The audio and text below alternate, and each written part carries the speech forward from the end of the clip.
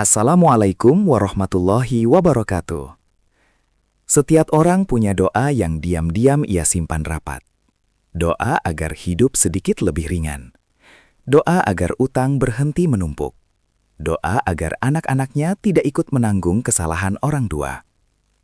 Namun tidak semua doa dipanjatkan dengan sabar.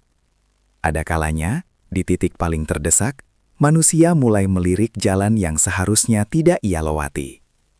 Cerita ini bukan tentang makhluk yang menampakkan diri, bukan pula tentang teriakan di tengah malam. Ini adalah kisah tentang pilihan-pilihan kecil yang tampak sepele, tapi perlahan menggerogoti batas antara benar dan salah. Tentang bisikan yang terdengar masuk akal saat perut lapar dan masa depan terasa buntu. Pesugihan sering dianggap sekedar urusan gaib. Memberi sesuatu, lalu menerima imbalan. Padahal yang dipertaruhkan jauh lebih dalam. Nilai, iman, dan kemanusiaan. Semuanya bisa tergadaikan tanpa disadari, terutama ketika yang menjadi jaminan adalah orang yang paling kita cintai. Kisah ini lahir dari kegelisahan yang dekat dengan kehidupan sehari-hari. Tentang warung kecil, kampung yang tenang, dan seorang ayah biasa yang hanya ingin bertahan. Tidak ada pahlawan di sini, hanya manusia, dengan segala kelemahan dan rasa takutnya. Semoga cerita ini tidak sekedar dibaca, tetapi juga menjadi pengingat bahwa tidak semua rezeki patut dikejar, dan tidak semua jalan keluar benar-benar membawa pulang. Mari kita mulai. Pagi di kampung selalu datang dengan cara yang sama. Suara azan subuh dari surau kecil di ujung gang, disusul deru motor para buruh yang berangkat lebih awal, lalu aroma kopi hitam yang mengepul dari dapur-dapur rumah papan. Pak Raka sudah terjaga sebelum azan berkumandang. Kebiasaan itu melekat sejak lama, sejak hidupnya masih berjalan lurus tanpa banyak tikungan tajam. Ia membuka pintu warung sembakonya yang menempel di depan rumah. Pintu kayu itu berderit pelan, seperti orang tua yang enggan bangun. Di dalam, rak-rak berisi beras, gula, dan minyak goreng tersusun rapi, meski kini jarang tersentuh. Pak Raka membersihkan etalase kaca dengan lap kain yang sudah menipis, lalu duduk di bangku kecil sambil menunggu pembeli yang entah datang atau tidak. Warung itu adalah satu-satunya sumber penghidupan mereka. Sejak minimarket berdiri di Jalan Besar 2 tahun lalu, pembeli semakin jarang singgah. Orang-orang kampung lebih suka berjalan sedikit lebih jauh demi ruangan ber-AC dan rak yang terang. Pak Raka tak menyalahkan siapa-siapa. Ia hanya mencatat angka-angka di buku kecilnya yang makin hari makin merah. Di dalam rumah terdengar suara langkah kecil. Dimas, anak laki-laki satu-satunya, muncul sambil mengucek mata. Rambutnya masih berantakan, kaos tidurnya kebesaran. "Pak, hari ini sekolah nggak?" tanyanya polos. "Sekolah, Mas. Ayo sarapan dulu," jawab Pak Raka sambil tersenyum. Meski senyum itu terasa berat di wajahnya. Dimas adalah alasan Pak Raka bertahan. Setelah istrinya meninggal 3 tahun lalu karena sakit, anak itu menjadi pusat hidupnya. Setiap lelah, setiap cemas, cukup melihat Dimas tertawa, dunia terasa sedikit lebih lunak. Pak Raka dikenal warga sebagai orang baik, rajin ke masjid, tak pernah absen kerja bakti, dan selalu memberi utang kecil pada tetangga tanpa banyak tanya. Namun, kebaikan tidak selalu sejalan dengan nasib. Pagi itu, Bu Sari, pemilik warung sayur di seberang jalan, mampir sambil membawa kantong plastik kosong. "Pak Raka, nanti sore jangan lupa ya, yang kemarin," katanya pelan. Pak Raka mengangguk, ia paham maksudnya, utang beras yang belum sempat dibayar. Siang hari lebih sepi, panas menempel di dinding seng, suara jangkrik mulai terdengar lebih awal. Tidak ada pembeli. Hanya suara kipas angin tua yang berputar malas. Pak Raka menghitung uang di laci kasir.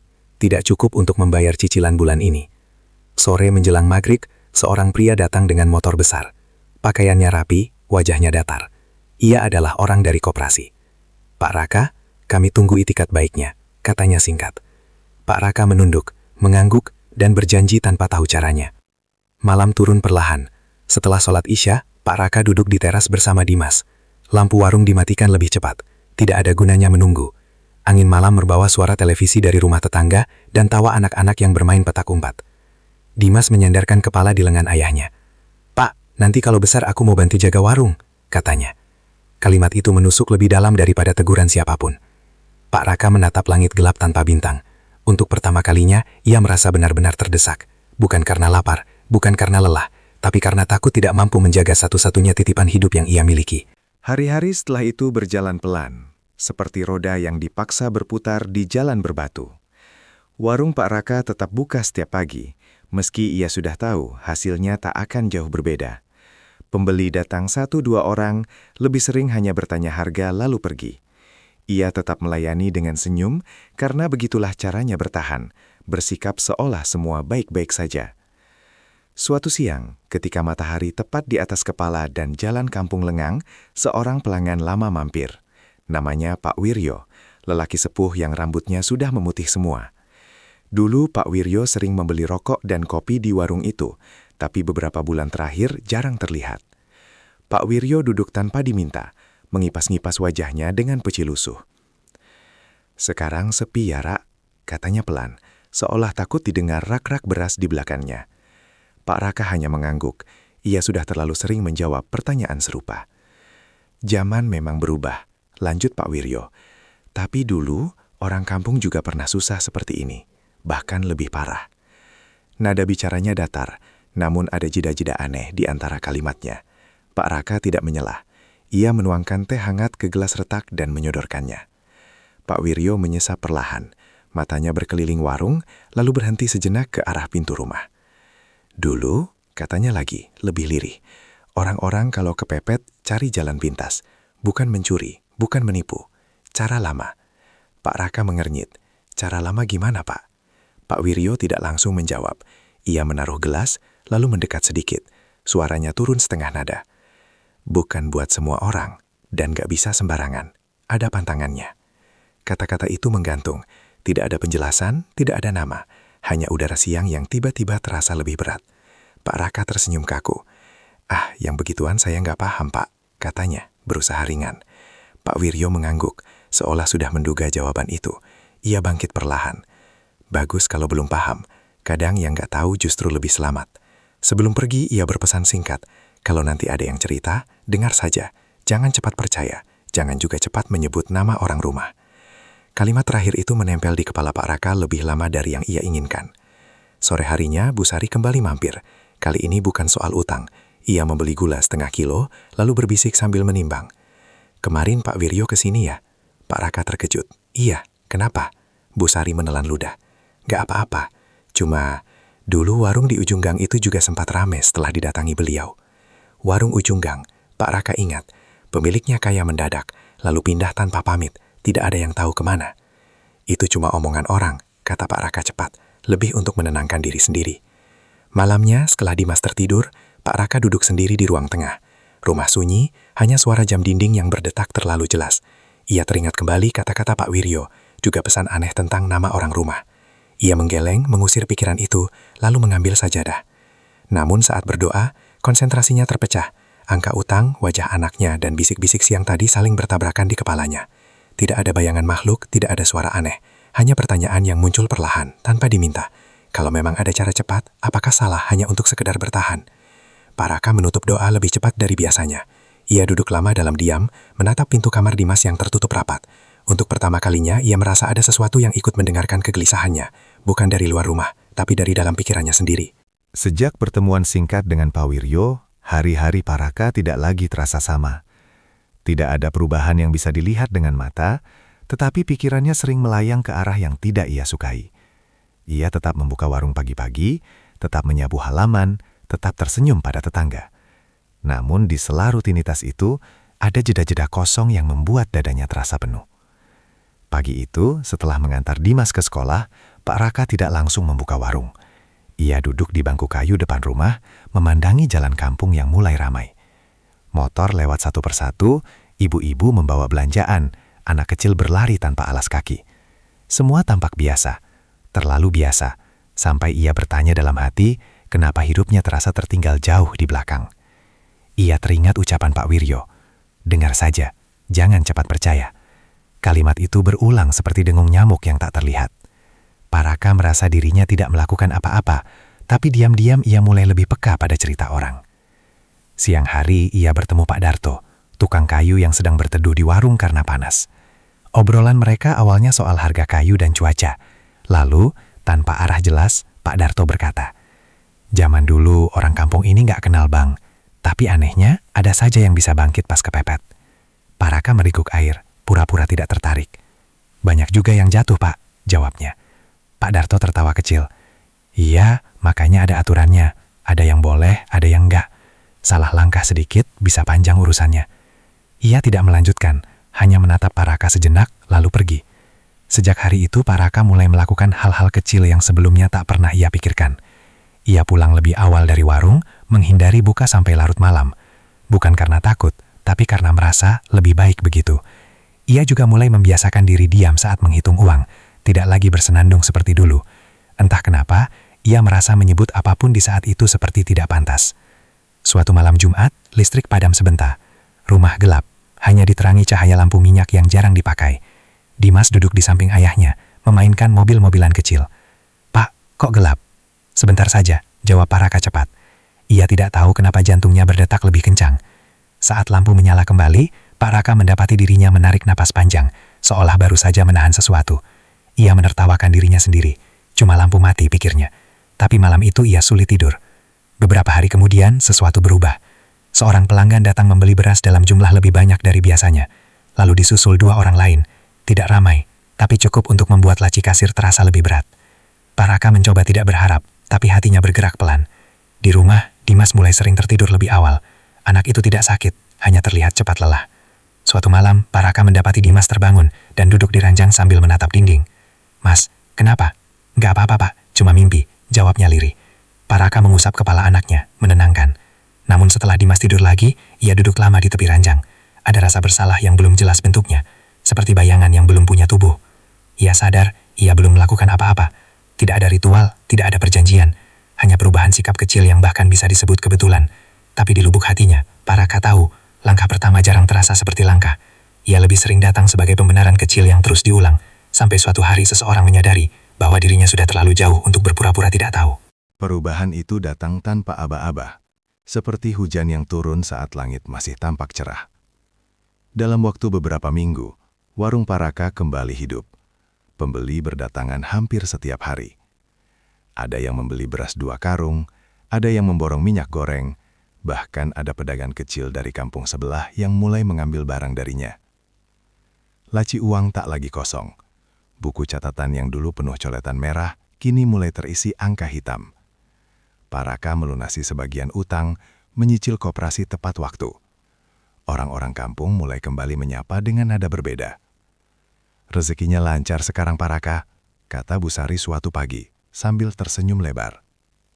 "Alhamdulillah," jawab Paraka singkat. Ia sering mengucap syukur, tapi semakin jarang merasakannya sepenuh hati. Tanpa disadari, ada kebiasaan yang mulai terlepas satu persatu. Ia sering menunda sholat dengan alasan melayani pembeli. Kadang lupa sama sekali, baru teringat ketika malam sudah larut. Dulu ia selalu menutup warung saat azan maghrib, sekarang lampu tetap menyala. Ia merasa itu wajar, toh pembeli sedang ramai. Malam-malamnya menjadi lebih panjang. Saat warung akhirnya ditutup, Paraka sering duduk sendirian, menghitung uang dalam diam. Ia tak lagi bersenandung. Ada perasaan aneh setiap kali bibirnya bergerak saat itu, seperti ada sesuatu yang tidak menyukai suara manusia.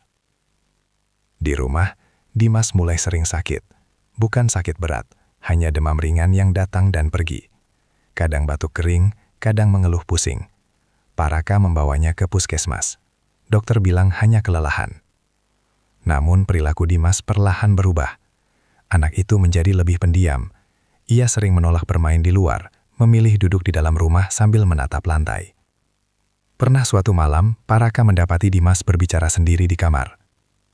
"Mas, ngomong sama siapa?" Dimas menoleh, wajahnya bingung.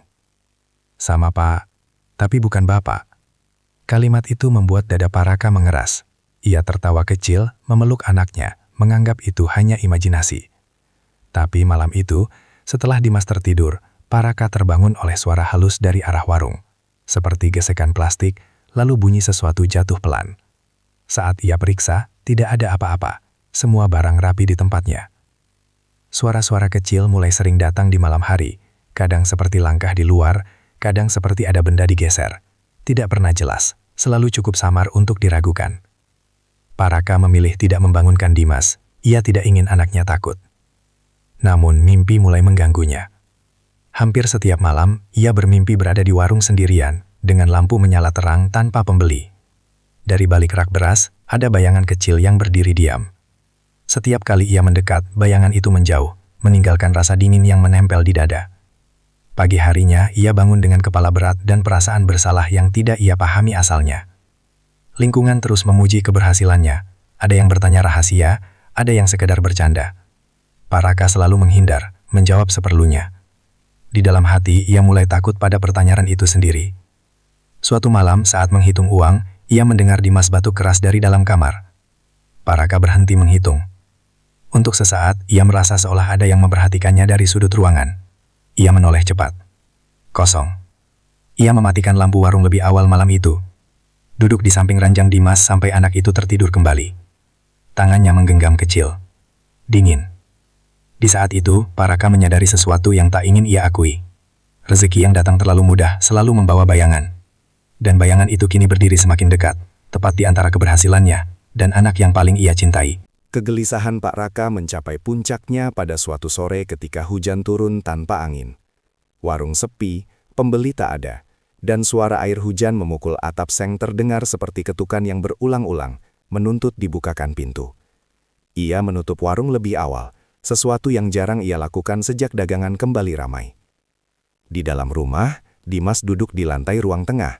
Mobil-mobilannya tersusun rapi, tapi tidak disentuh. Anak itu menatap kosong ke arah tembok, seolah sedang mendengarkan sesuatu yang tidak bisa didengar orang lain. "Mas," panggil Pak Raka pelan. Dimas menoleh lambat. Tatapannya kosong sesaat sebelum kembali mengenali wajah ayahnya. "Iya, Pak," jawabnya, tapi nadanya tidak seceria dulu. Pak Raka merasakan sesuatu mengendur di dadanya, seperti simpul yang perlahan lepas, namun menyisakan nyeri. Malam itu, listrik kembali padam, kali ini lebih lama. Pak Raka menyalakan lampu minyak dan mencari senter di lemari tua di belakang rumah. Lemari itu sudah lama tidak dibuka, sejak istrinya masih hidup. Saat menarik laci paling bawah, ia menemukan sebuah buku catatan tipis berdebu, terjepit di antara kain lama. Buku itu bukan miliknya. Tulisan di sampulnya sudah pudar, tapi ia masih bisa membaca nama yang membuat napasnya tercekat. Pemilik warung lama di ujung gang. Orang yang dulu kaya mendadak, lalu menghilang begitu saja. Pak Raka membuka halaman pertama dengan tangan gemetar. Isinya bukan catatan keuangan biasa. Ada tanggal-tanggal tertentu yang diberi tanda, jam-jam malam, dan kalimat pendek yang ditulis seperti pengingat. Jangan sebut nama anak. Jangan biarkan sendirian saat malam tertentu. Rezeki lancar, tapi jangan lupa bayarannya. Jantung Pak Raka berdetak keras. Ia menutup buku itu cepat, seperti takut tulisan-tulisan itu merayap keluar. Ia ingin meyakinkan diri bahwa semua ini kebetulan. Buku itu bisa saja tertinggal, bisa saja tidak ada hubungannya. Namun malam itu, ia bermimpi lagi. Dalam mimpinya, ia berdiri di depan warung yang penuh pembeli. Semua orang tersenyum, menaruh uang, pergi tanpa suara. Di antara keramaian itu, Dimas berdiri di sudut, memanggilnya. Suaranya pelan, makin lama makin jauh. Setiap kali Pak Raka melangkah mendekat, lantai di bawah kakinya terasa berat, seperti menahan. Ia terbangun dengan keringat dingin. Keesokan harinya, Pak Raka memberanikan diri menemui Pak Wiryo. Orang tua itu sedang duduk di teras rumahnya, menjemur pakaian. Saat Pak Raka menyebut soal buku catatan dan warung ujung gang, wajah Pak Wiryo berubah. Tidak terkejut, hanya lelah. "Sudah sampai situ ya?" katanya pelan. "Pak, itu maksudnya apa?" Suara Pak Raka meninggi, ada marah yang tertahan. Pak Wiryo menghela napas panjang. "Dulu saya juga cuma dengar. Katanya, kalau yang punya cuma satu anak, itu yang paling mahal." Kata-kata itu jatuh pelan, tapi menghancurkan. Pak Raka pulang dengan kepala penuh. Ia marah. Pada Pak Wiryo, pada orang-orang kampung, pada dirinya sendiri. Ia tidak pernah berniat menyerahkan apapun. Ia hanya ingin hidup lebih layak. Di rumah, Dimas memanggilnya dari kamar. "Pak, aku lupa," katanya tiba-tiba. "Lupa apa, Mas?" "Nama temanku, yang sering main ke sini." Pak Raka terdiam. Hal kecil, tapi menusuk. Anak itu kini sering bengong, sering tidak merespon saat dipanggil. Kehadirannya terasa seperti menjauh, meski tubuhnya masih di depan mata.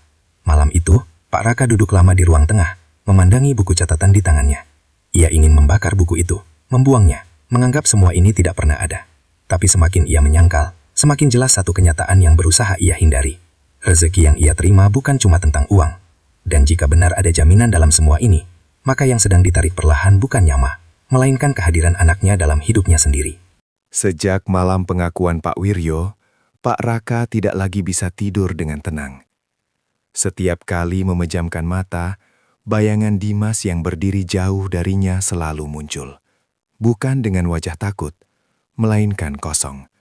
Seperti anak yang lupa kenapa ia harus memanggil ayahnya. Pagi pertama setelah itu, Pak Raka menutup warung lebih awal dari biasanya. Saat azan subuh berkumandang, ia sudah duduk di atas sajadah. Doanya panjang, terputus-putus, lebih banyak diam daripada kata. Ia memohon ampun tanpa tahu dosa mana yang harus disebutkan. Hanya satu yang jelas di hatinya. Ia ingin semua ini berhenti. Ia mengeluarkan buku catatan lama itu dari laci dan membakarnya di tungku dapur. Kertas-kertas itu melengkung, menghitam, lalu menjadi abu. Tidak ada angin, tapi api berkobar lebih besar dari seharusnya. Pak Raka menatapnya sampai habis, berharap bersama abu itu, semua ikatan ikut lenyap. Hari itu, warung sepi. Tidak satupun pembeli datang sampai siang. Sore hari, 2 pelanggan lama membatalkan pesanan.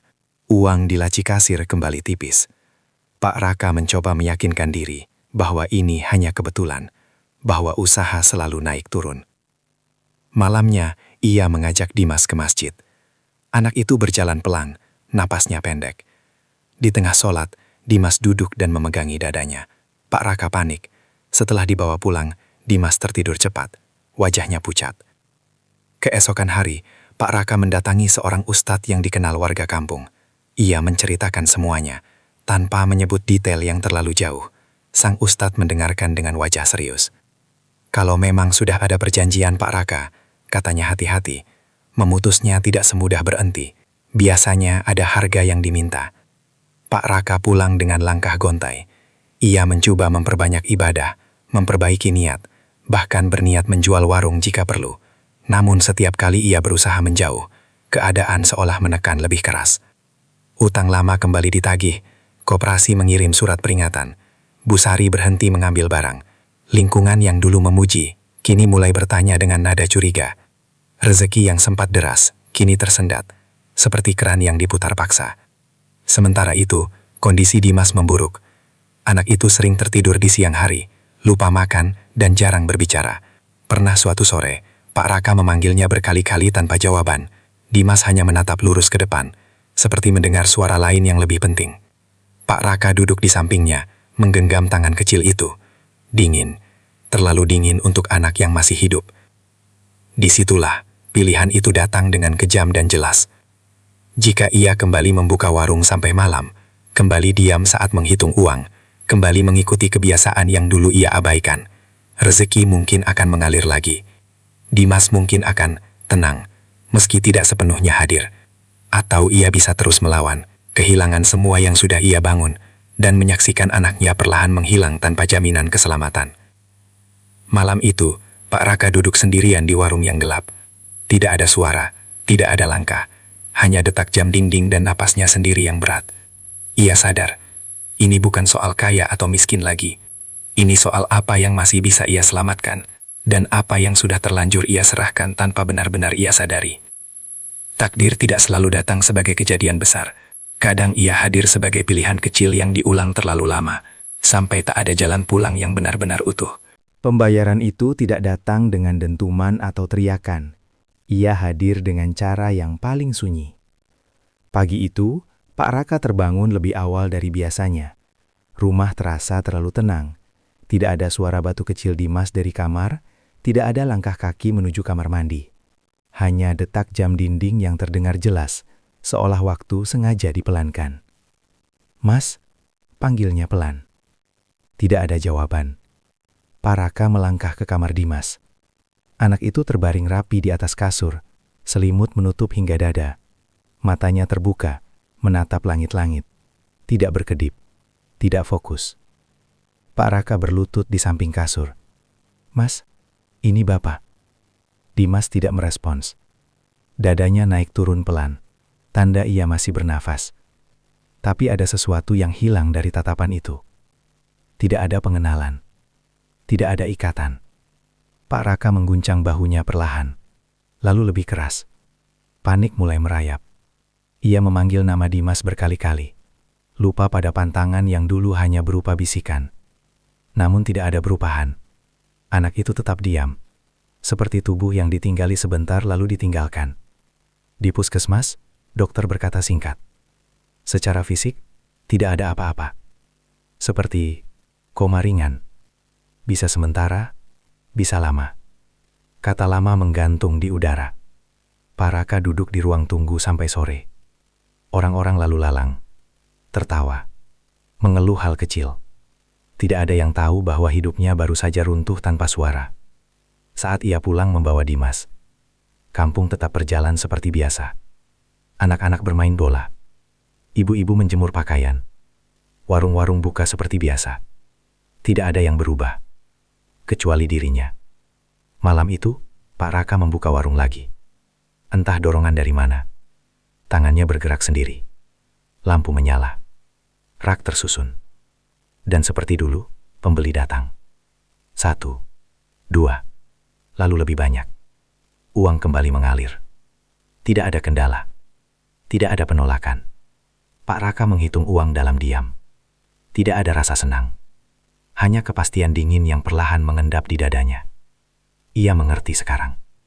Tidak ada makhluk yang datang menagih. Tidak ada suara dari sudut gelap. Pembayaran tidak membutuhkan peringatan. Semua sudah disepakati sejak awal. Bahkan sebelum ia sadar sudah menyetujui apapun. Malam semakin larut. Warung sepi kembali. Pak Raka duduk sendirian. Menatap rak beras yang sama seperti dalam mimpinya. Dari balik rak itu, tidak ada bayangan. Tidak ada apa-apa. Justru itu yang membuatnya lebih sakit. Di rumah, Dimas terbaring dengan mata terbuka.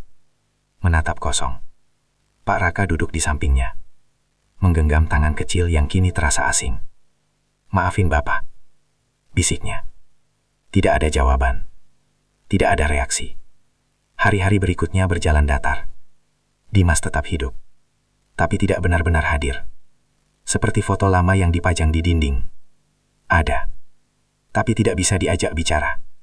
Pak Raka tetap membuka warung. Tetangga kembali memuji. Beberapa iri. Tidak ada yang bertanya terlalu jauh. Di dalam dirinya, Pak Raka tahu satu hal dengan pasti. Transaksi itu sudah lunas. Tidak ada yang bisa diminta kembali. Yang tersisa hanyalah rumah yang terlalu sunyi. Anak yang tak lagi mengenalnya. Dan hidup yang terus berjalan tanpa peduli pada harga yang telah dibayar. Dan mungkin, itulah hukuman yang paling sempurna. Menjalani hari-hari dengan segalanya cukup. Kecuali satu hal yang seharusnya paling berharga. Waktu berjalan seperti biasa, tanpa pernah menoleh pada siapapun yang tertinggal. Setahun berlalu sejak hari ketika Dimas terbaring dengan mata terbuka dan tatapan kosong. Tidak ada perubahan berarti pada kondisinya. Tubuhnya sehat, napasnya teratur, tapi kehadirannya tinggal sebatas bentuk. Seperti rumah yang lampunya menyala, namun tak pernah ada orang di dalam. Pak Raka belajar menerima dengan cara yang paling sunyi. Warungnya kini berkembang, rak bertambah, stok melimpah. Beberapa orang kampung mulai mengambil barang secara grosir darinya. Uang tidak lagi menjadi masalah. Ia bahkan mampu merenovasi rumah, mengganti atap seng dengan genteng baru, memasang keramik dingin di ruang tengah. Dari luar, hidupnya tampak mapan, bahkan patut ditiru. Namun di dalam rumah itu, suara jarang sekali terdengar. Pak Raka menjadi orang yang pendiam. Ia tetap ramah, tetap menyapa, tapi tak lagi larut dalam obrolan. Warga menghormatinya dengan jarak.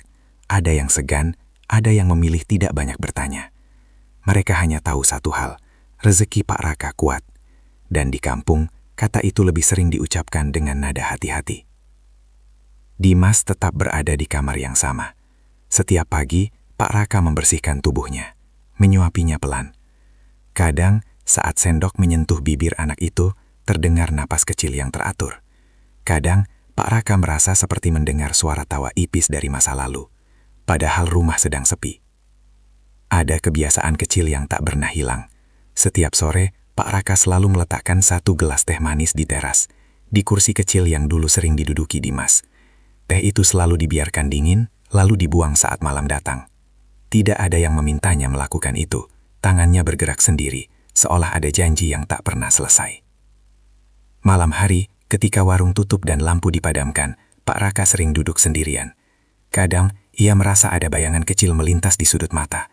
Kadang, terdengar langkah ringan di lantai. Ia tidak menoleh.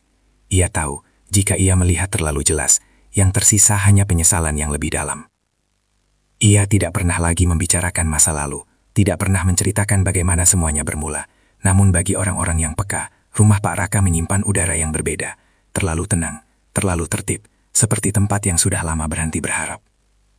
Suatu sore, seorang pemuda baru di kampung bertanya padanya, setengah bercanda, setengah serius. "Pak, kok bisa ya usaha Bapak lancar terus?" Pak Raka menatapnya lama, ada kelelahan tua di matanya, meski tubuhnya masih kuat. "Karena saya sudah membayar," jawabnya singkat. Pemuda itu tertawa, mengira itu gurauan. Pak Raka tidak menjelaskan. Malam itu, saat duduk di samping ranjang Dimas, Pak Raka menggenggam tangan anaknya yang dingin. Ia berbisik, bukan sebagai ayah yang berharap, tapi sebagai manusia yang menyesal. "Kalau ada yang dengar cerita Bapak nanti, bilang jangan tiru." Di luar rumah, kampung tetap hidup. Azan berkumandang, motor lewat, anak-anak tertawa. Hidup terus berjalan, seolah tidak ada yang hilang. Padahal di dalam satu rumah, kemanusiaan telah ditukar dengan kelimpahan. Dan disitulah peringatan itu tinggal, bukan sebagai teriakan, bukan sebagai kutukan, melainkan sebagai kesunyian panjang yang diwariskan oleh orang-orang yang pernah memilih jalan pintas, tanpa menyadari bahwa yang mereka gadaikan bukan sekedar nyawa, melainkan makna hidup itu sendiri. Cerita Pak Raka mungkin telah berakhir, tapi jejaknya tidak benar-benar pergi. Ia tertinggal di rumah-rumah yang tampak tenang dari luar, di usaha kecil yang tiba-tiba berkembang tanpa sebab yang jelas, dan di orang-orang yang memilih diam saat ditanya dari mana semua itu bermula. Pesugihan tidak selalu datang dengan wujud menyeramkan atau perjanjian yang dibacakan keras-keras. Kadang ia hadir sebagai pembenaran kecil, sebagai jalan pintas yang terasa wajar saat hidup sedang menekan. Namun harga yang diminta hampir selalu sama. Sesuatu yang paling dekat, paling dicintai, dan paling tidak tergantikan. Jika ada satu hal yang bisa dipetik dari kisah ini, mungkin bukan soal takut pada yang gaib, melainkan takut pada diri sendiri saat keputusasaan mulai membenarkan apapun. Karena ketika kemanusiaan sudah digadaikan, yang tersisa hanyalah hidup yang berjalan, tanpa makna yang utuh. Terima kasih sudah menyimak cerita ini sampai akhir. Jika cerita ini membuat Anda merenung, merasa tidak nyaman, atau teringat sesuatu, itu berarti kisah ini berhasil menjalankan tugasnya. Jangan lupa like jika Anda menikmati cerita horor bernuansa lokal seperti ini. Subscribe agar tidak ketinggalan kisah-kisah lain yang dekat dengan kehidupan kita sehari-hari. Dan silahkan tulis komentar, pendapat atau pengalaman Anda. Karena terkadang, cerita paling menyeramkan justru datang dari kenyataan. Sampai jumpa di kisah berikutnya. Tetap waspada dan jaga nilai kemanusiaan Anda.